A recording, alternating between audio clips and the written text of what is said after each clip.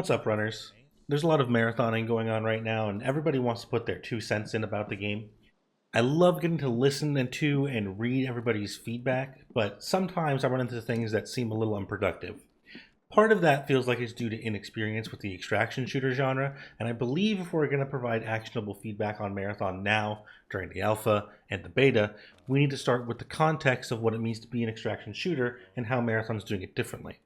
If you plan to provide feedback from the gameplay showcases or the tests, it's important to understand the genre and Marathon's place in it. For example, saying that there's not enough downtime and that it's fight after fight after fight on the streamer highlight video, where Bungie's cutting out all the downtime and skipping several minutes at a time to show off the fighting, feels a little tone deaf.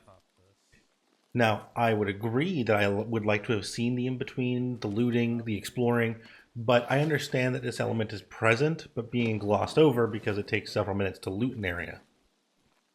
It's not bad feedback on its own, but if Bungie's going to change anything, it has to be things that we can point out and that are clear. I feel like I'm playing devil's advocate right now, but this is almost a rehash of my extraction shooter basics video that I did last year, and I really want to get everyone on the same page about what the baseline experience of an extraction shooter is, so that we can complain about what's not working and push Bungie in the right direction instead of telling them to make another Doom clone instead and calling it a day. I'm not trying to call anybody out on their opinions, just on how you presented them. On board? Alright. Let's begin. What it means to be an extraction shooter. While they can take different forms and they have different specializations, the basic building blocks of extraction shooters include free roam map design, PvPvE, risk versus reward economy systems, objectives for progression, and mid-game stress and relief. This means we play on large open maps with diverse arenas for engagements or on complicated interiors with rat maze qualities. We play on servers with other players and AI enemies. There are games that try to do single-player extraction shooters, but the balancing of an economy, motivations, and the emergent gameplay is stunted without other players to play with. The PvE in most extraction shooters is not a polished, engaging experience. Tarkov and Delta Force have enemies that shoot at you, but they aren't incredibly threatening unless you just instantly die because you're unlucky and you couldn't react to their shots. However, these enemies in Tarkov are a consistent source of gear and items to sell that you can choose to farm as an objective, as well as a resource sink. Hunt has PvE enemies that don't really threaten you, but they do attract other players, and the PvE boss is the only objective on the map, and you and all other teams have to fight over it for a payout. The Hunt boss seems challenging at first until you learn that two people can kill almost any boss in 30 seconds with a melee weapon, or just instantly with a sticky bomb. The PvE serves exclusively to push you to PvP in Hunt, which Marathon is not about, being much closer to Tarkov's design. The economy of extraction shooters relies on the risk versus reward nature of having to spend money on weapons, gears, and meds, and the loss of those items on your death. The main way you can differentiate the economies, and therefore the type of extraction shooter you're looking at, is how you can consistently make back double the price of your average loadout. For this reason, Hunt is not going to be a major talking point or a place of comparison for the majority of this video, because the only feasible way to make money in Hunt is through PvP. You need to kill the boss, and you need to fight people for their boss drop. Tarkov and most other extraction shooters use a loot-based economy, where you can find items on players, dead AI, and hidden in chests and around the environment. This is why we have lootable items, weapons, gear with financial values, all things that you need to consider. If you know your loadout costs you $2,500 to buy, then you know you need to look for better value items than if your loadout was $700 to buy. And that provides you an incentive to both seek out and avoid PvP. This ties into the objectives that you have in these economies. A Hunt is a PvPer's game. The game's single objective every game forces PvP, and the economy being tied to that reinforces it. Where playing too slow in Hunt leaves you gaining little. The loot-based economies can afford to have a large variety of objectives to do that do not involve other players, or can even be self-made while still being profitable. Tarkov has quests, but many people can ignore those and enjoy role-playing, stalking other players, avoiding fights, or just enjoying being part of the game world because you can make up your expenses off a single kill or a high-value loot spot. Because of this, these sandbox extraction shooters don't have constant PvP. It is totally normal to play Tarkov and not kill another player in a single match. 1 is probably the standard amount of PvP kills, but 2 or 3 is an intense game. That's why trio kills end up in streamer highlight videos. The rest of it's fighting AI, wandering around, looting, healing, etc. These moments of high engagement and then calmer looting and regrouping are the stress and relief that keep the matches memorable. So let's specifically talk about Marathon now. How is it different? These are the places where it seems like Bungie's trying to deviate from popular extraction shooters out now, and then after this we're going to touch on some things that I feel like have some general confusion about them that kind of also fit in this category, but are a little more just confused than outright big changes. First off, the runners are different for better or worse. It's not my favorite mechanic, and I don't blame you if it isn't yours either.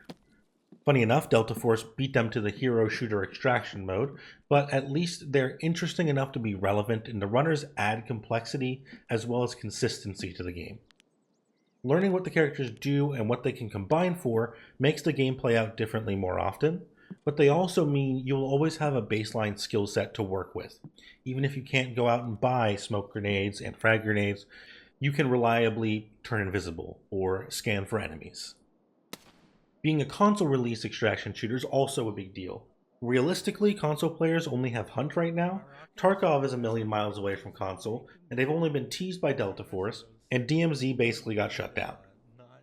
It's not really relevant to me on PC, but maybe I can get my dad to try it out and play with me. I'm sure some of you have friends on console as well that you'd like to play with or learn an extraction shooter with, as well as a lot of people who are just on console who just haven't been able to play an extraction shooter. This is kind of the only thing they're going to have. To go with that, Marathon's also going to be the first kind of extraction shooter to have really challenging PvE combat. Pretty much all the creators who went to Bungie to play the game have stated that the AI was both difficult and lethal, which is cool and what I wanted from Bungie. I think they look basic, but compared to its competition being this modern, military, gritty, grimy aesthetic, they still stand out with just the art style. With that said, Hidden Xperia has said that compilers are in the game right now, so it seems like Bungie may be hiding some aliens still to provide some more variety in terms of what the enemies look like and what they can do. But having an engaging PvE fight that's not just there to make noise or just really easy to kill and it's instantly kill you or kill them is a nice step up and something that most extraction shooters don't have. It's not this engaging back and forth Destiny style PvE. Now, a common mechanic in other extraction shooters is a secure container in which you can put items and keep them if you die. Things like Tarkov have this, as well as I believe Delta Force and Arena Breakout. However, Marathon does not have a secure container. You will lose everything and anything on your death, no exceptions. Except for the exceptions. There's apparently these credit cards that you can find that will immediately add money to your out-of-game stash. And there's items of a certain rarity or value which will be duplicated and shared by your entire team, even if one of your teammates makes it out with them. Hypothetically, this serves the same purpose and allows you to compensate losses without needing to manage a container. Finally, those features that were a little more confusing and that people had questions about. The elephant in the room, proximity chat. Proximity chat is not in Marathon, but proximity chat has been a recent addition to Hunt and Tarkov, and it's been a resounding success in pretty much every extraction game that's had it. The added layer of being able to communicate with other players, coordinate with them, help each other, lie, and betray each other is such an amazing way to tell better stories mid-game, and it's not being in the game is a major loss for the devs. And while they are saying they're considering, I think they need to bite the bullet and be prepared to get those reports, review the reports, ban people who are abusing the comms, and let people opt out if they so choose. Now, maps. People are confused about why there's only 3 maps and a 4th one scheduled for mid-season 1. How are we going to have an extraction shooter with only 3 or 4 maps? That's really normal for extraction shooters, as far as the ones that I've played. Hunt had 2 maps on launch, a 3rd map came out about 3 years later, and the 4th map just came out this year. Tarkov had like 3 maps on beta release, and many more have been added over time, and then they've had expansions done to them. But still, at launch, 3, maybe 4 maps. Dark and Darker runs 3 maps at a time as well. I think they have 4 now, but they're kind of seasonal. They'll do 3 at a time. So compared to Call of Duty, sure, it's a few maps. For extraction shooters, that's like right on the money.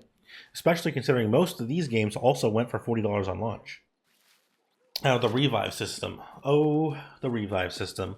Some elitists said, why not just die like in Tarkov? Let's be honest. There would be more squads in Tarkov if you didn't have to kill yourself or spend 20 minutes running the extract to queue back up with your friend every time they died to a random scav headshot on spawn. There is nothing more boring than being the one that died and having to watch a YouTube video or someone's Discord stream while you wait around for everyone else to get their quest done.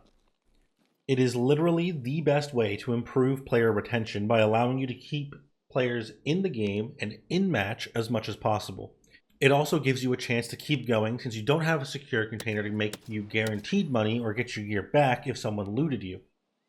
Hunt does have revives, but they decrease your max HP every time. Marathon doesn't do this, which may lead to longer drawn out fights, but the long revive animation may alleviate that. But the revive system being here at all is a very big thing compared to Tarkov and some other extraction shooters. A solo mode is an interesting concept. I could take it or leave it.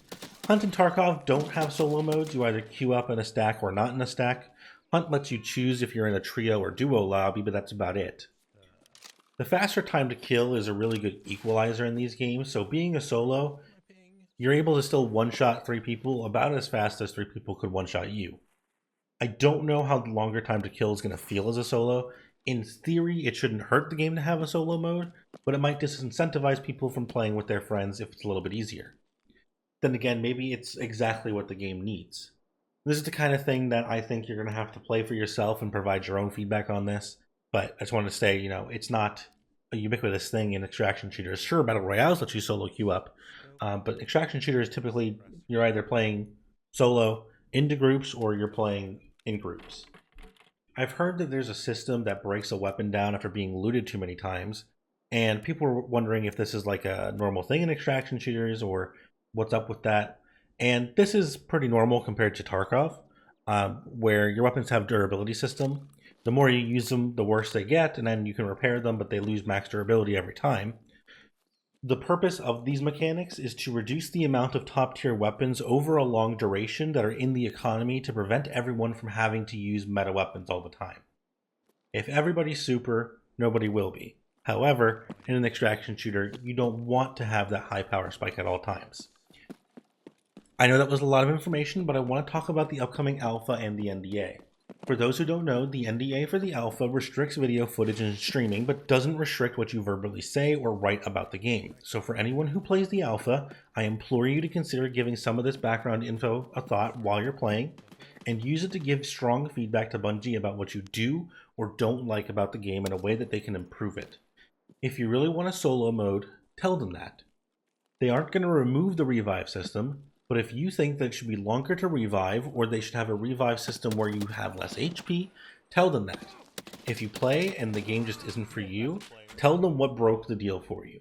Just tell them. You don't have to come back and play it later. You don't even have to know if they fixed it. Just tell them why you don't want to keep playing. If you saw in the last video, I spoke about the things that I liked in the game, and I still had issues with those things, so don't be afraid to provide feedback even if you think it's contradictory or complex, because everything counts if you want to push for the game to be better. That's it for today, runners. It was dense, but you made it to the end. I saw a lot of online discourse today, and I feel a lot better after ranting about it to you guys. So if you learned something, let me know down below, and I'll see you all again very, very soon.